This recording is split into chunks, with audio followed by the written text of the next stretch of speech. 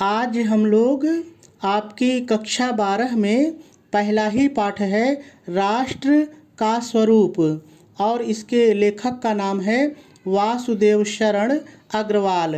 आज हम लोग इस पाठ के इस गद्यांश पर आधारित जो कि आपको सामने दिखाई दे रहा है, इस गद्यांश पर आधारित आपकी बोर्ड की परीक्षा में पूछे जाने वाले संभावित प्रश्नों को हल करना सीखेंगे। लेकिन इस गद्यांश को हल करना सीखने से पहले कुछ ज़रूरी बातें हैं।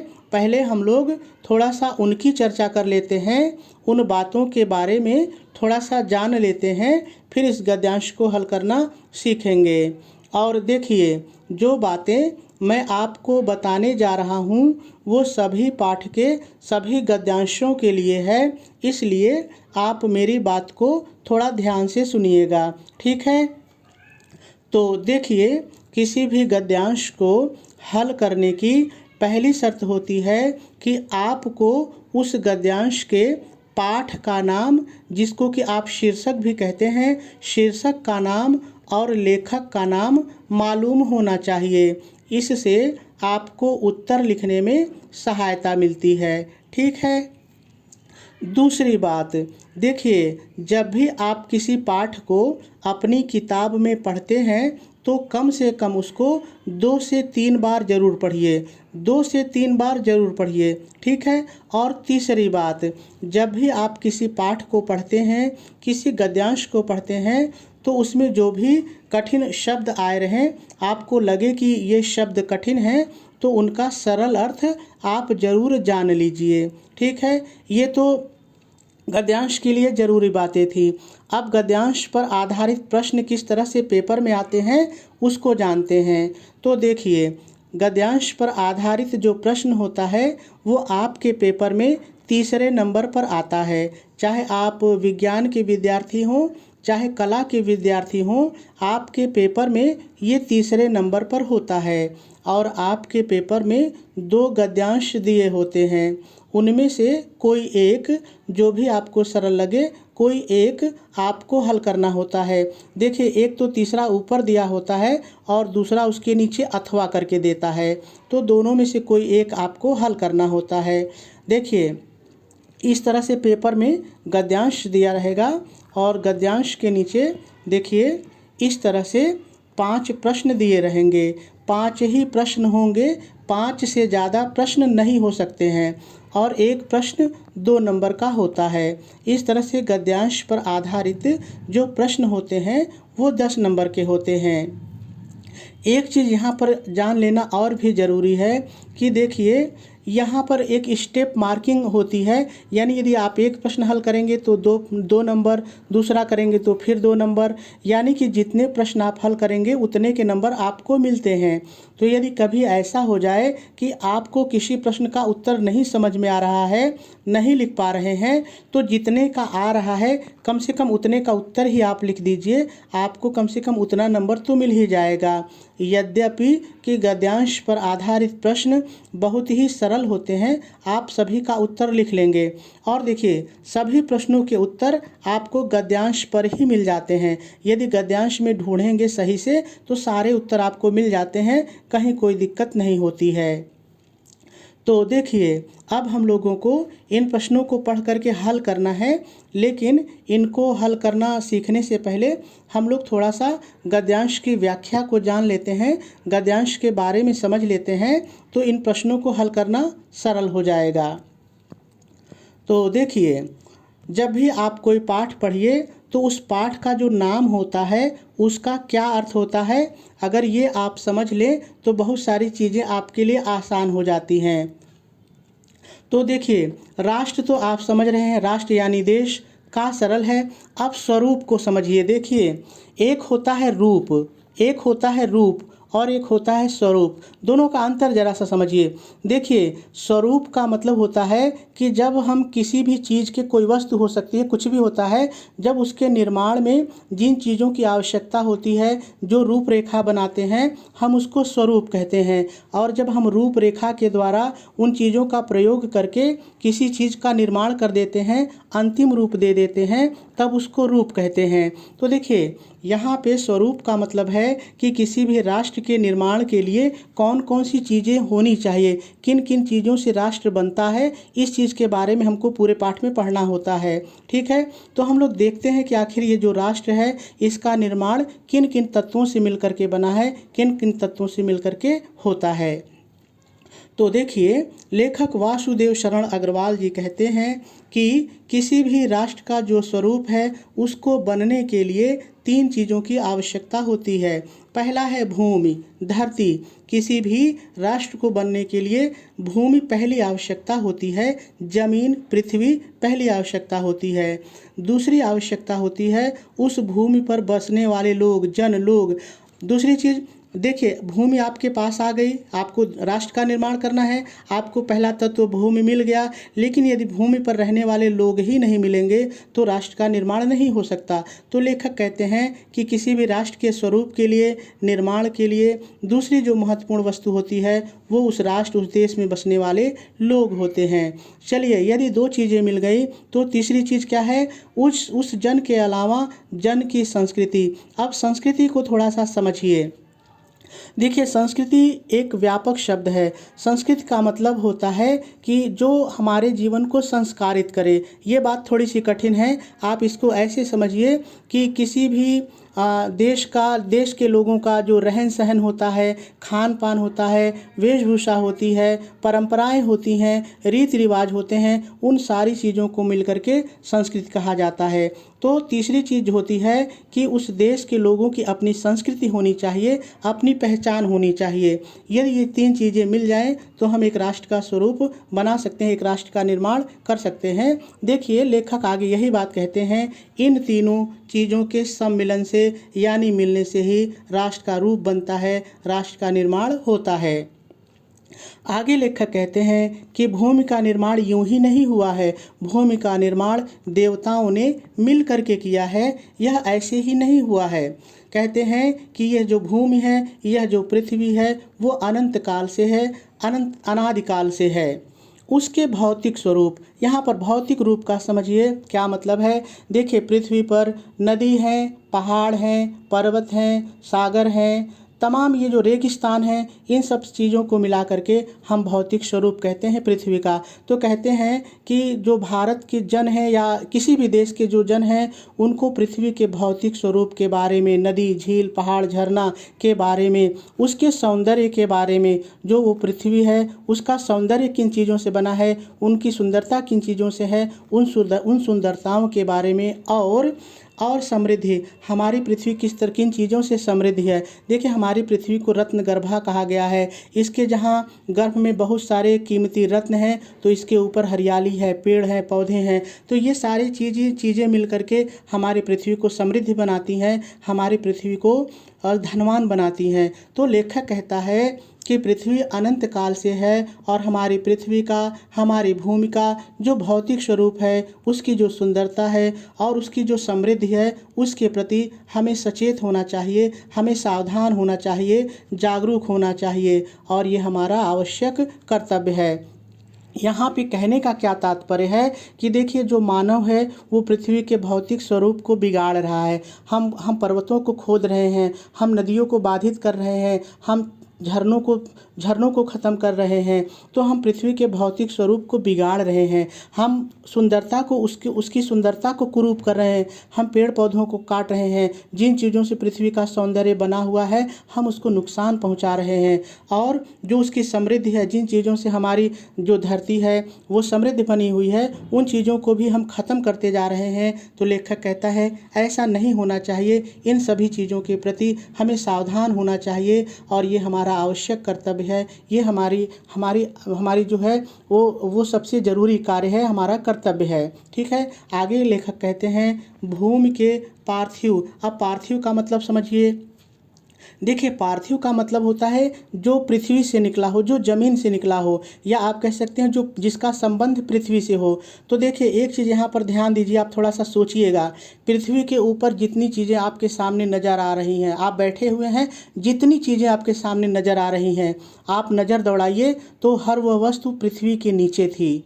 उसका कोई न कोई रूप पृथ्वी के नीचे था। आज भले वो ऊपर है, लेकिन कभी न कभी उसका जो मूल था वो पृथ्वी के नीचे था, लेकिन आज वो ऊपर है। तो दुनिया की सारी जो वस्तुएं हैं वो पार्थिव ही हैं, पृथ्वी से ही संबंध रखती हैं। तो लेखक कहते हैं कि जो भूमि का पार्थिव शरीर है, यानी जो पृथ्वी का भौतिक स्वरूप है, जो चीज़ें पृथ्वी में हैं उनके प्रति हम जितने अधिक जागरूक होंगे, जितने अधिक सावधान होंगे, जितना उनके बारे में समझेंगे, उतनी ही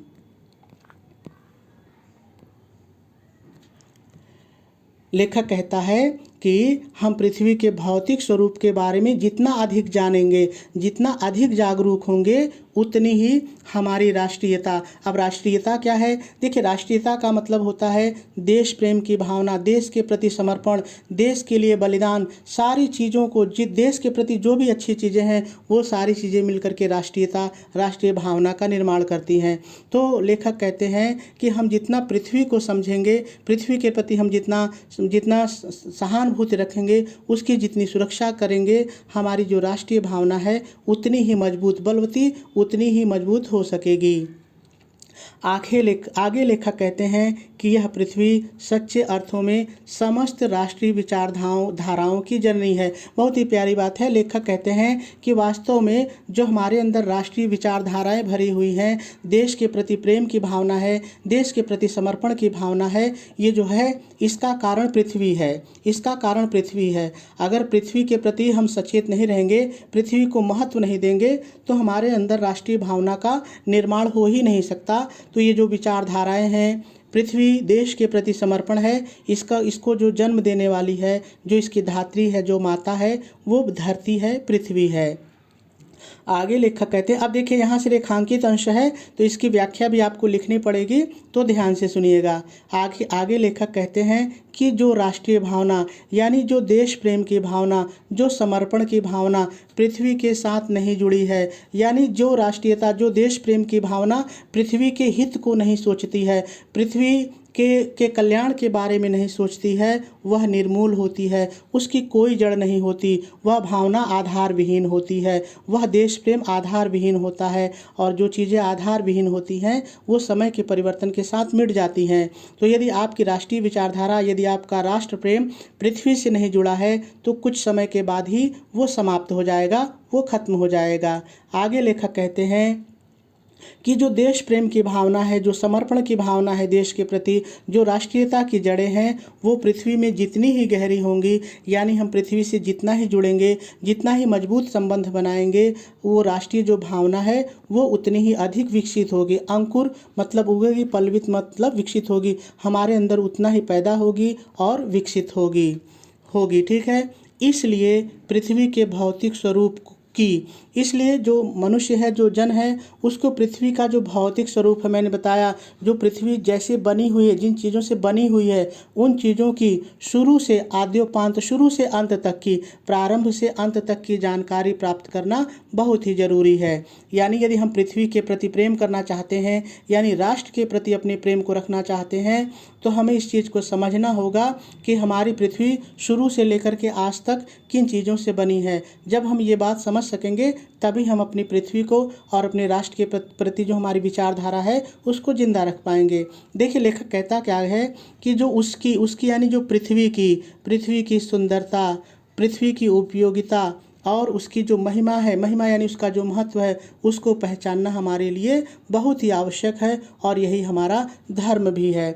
देखिए लेखक ये चीज़ें इसलिए कह रहा है कि हम पृथ्वी को कुरूप करते जा रहे हैं, कहीं पर पॉलीथीन का प्रयोग करके पृथ्वी के स्वरूप को बिगाड़ रहे हैं, कहीं पहाड़ खोद रहे हैं, कहीं नदियों को बांध रहे हैं। तो कहते हैं नहीं, पृथ्वी की जो सुंदरता जिन चीज़ों से बनी हुई है, उसकी उपयोगिता जो है और जो उसका महत्व है, इसको हमें पहचानना बहुत ही आवश्यक है।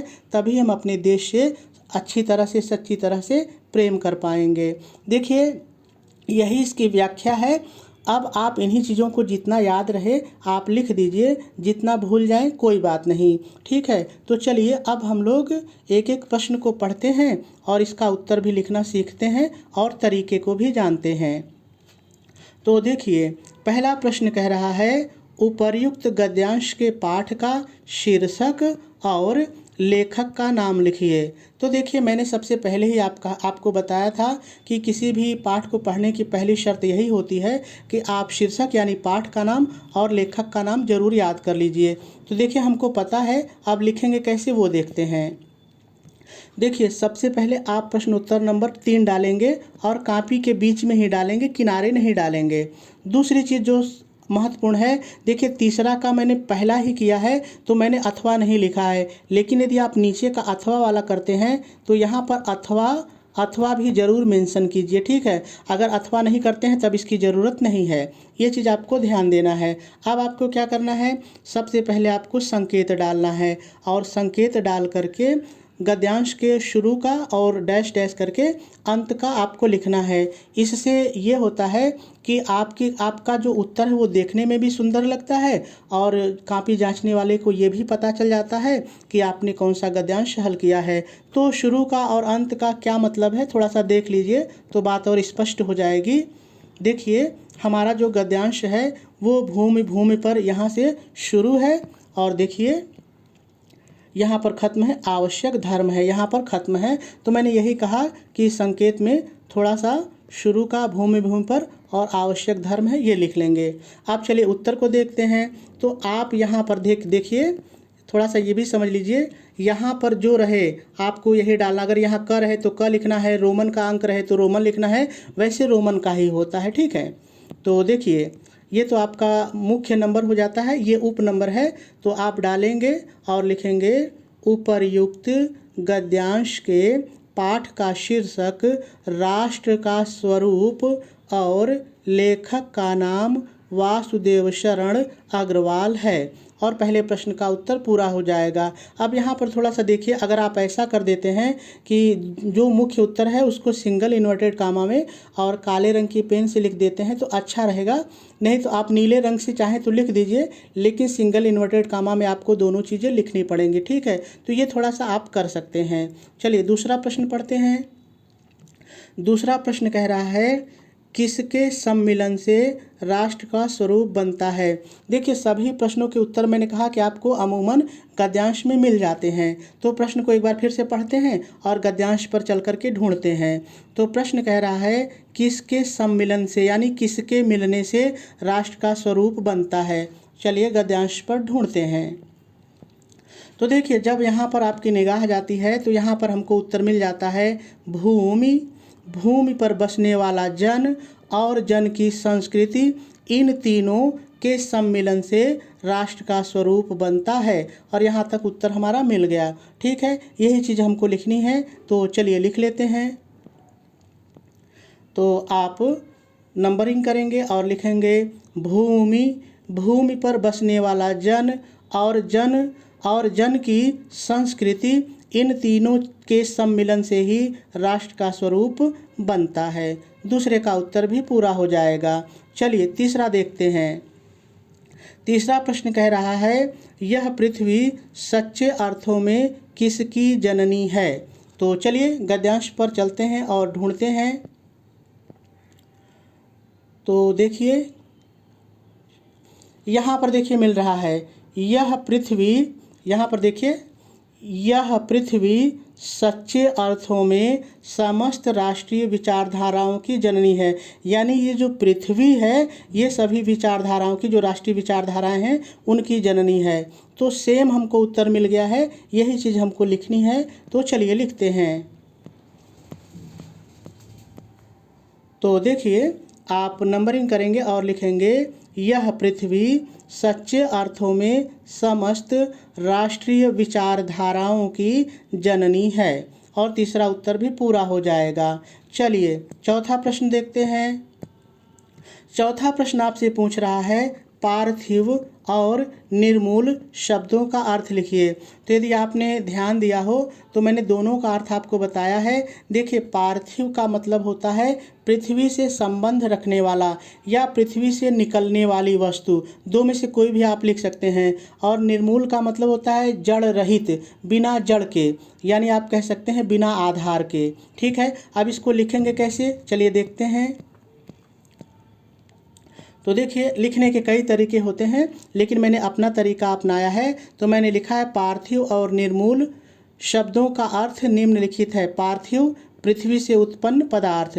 निर्मूल, बिना जड़ का। मैंने इसको क्लियर करने के लिख दिया है आधार विहीन, और इसका उत्तर भी हो जाएगा। चलिए 5वां प्रश्न पढ़ते हैं।